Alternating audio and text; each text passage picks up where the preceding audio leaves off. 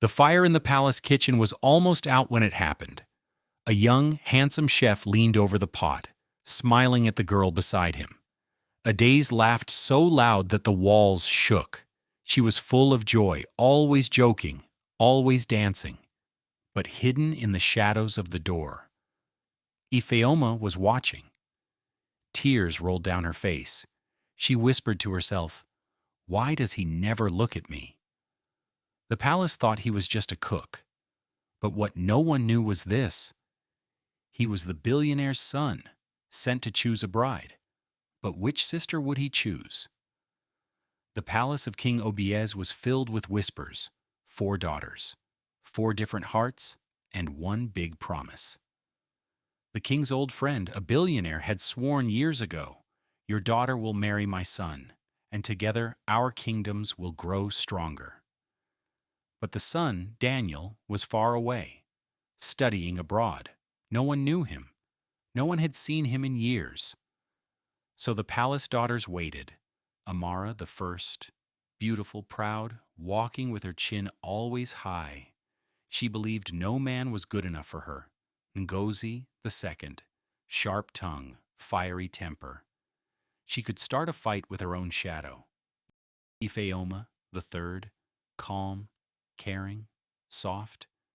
But she was too quiet, too hidden. No one truly noticed her. And Adaze, the last, the sunshine of the palace, always laughing, always joking, dancing around, bringing joy wherever she went. Each of them thought they knew what they wanted. But the truth? None of them were ready for the storm that was coming, because the billionaire's son was already inside the palace, but not as a prince. In the palace kitchen, smoke curled from the fire. A young cook moved quickly, his hands strong, his smile calm. That cook was Daniel, the billionaire's son, in disguise.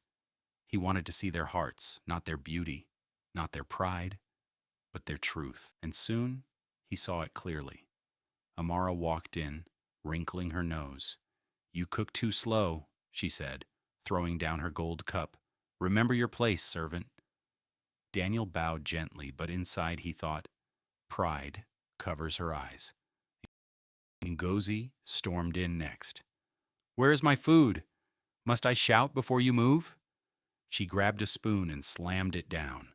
Her anger was like thunder. But then came Adaze. She skipped into the kitchen, singing a silly song. Without shame, she took a knife, started cutting vegetables. "Move, chef," she laughed. "Let me show you my style." The kitchen filled with laughter. Even Daniel laughed, something he had not done in years. But later he found Ifeoma. She was sitting in her room, eyes red from crying.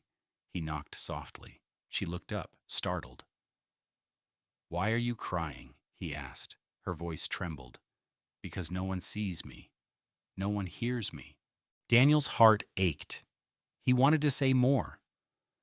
But he stopped himself. He could not reveal who he was, not yet. The palace was full of masks, but whose mask would fall first? One evening, the king's voice thundered across the hall. "My daughters, the time has come. The billionaire's son will return soon. One of you will marry him. Be ready." The princesses exchanged glances. Amara smirked. "Of course he will choose me." Ngozi hissed. "We'll see about that." Adaze only giggled. "Whoever he is, I hope he loves food, because I will cook more than him." But Ifeoma said nothing. Her eyes fell to the floor.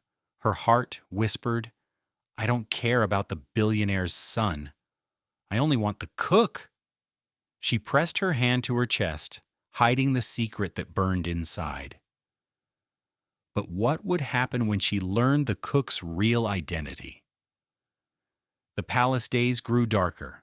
Amara came secretly to Daniel in the kitchen. She leaned close, her perfume filling the room. "You're handsome for a cook," she whispered. "Serve me well and I may reward you." But Daniel stepped back. "I am here only to cook." Amara's eyes burned with insult. Later, Ngozi cornered him. "You think you're clever?" she snarled. "One day I will make you regret ignoring me." But still, Daniel said nothing. Only Adai's brought light. Every evening she joined him, slicing onions, telling stories, making him laugh until he forgot his disguise. And always, Ifeoma watched from the shadows. Her tears never stopped. Every smile Daniel gave Adai's cut deep into her heart, but she never hated her sister. Instead, she hid in her room, whispering to the walls, "Why can't he look at me? Just once?" The palace was boiling with secrets, and the pot was about to spill. Trumpets roared. The palace bells rang. The day had come. The king stood proud at the palace gates. His old friend, the billionaire, had arrived, and beside him, his son. The princesses rushed to the great hall, dressed in gold and pearls.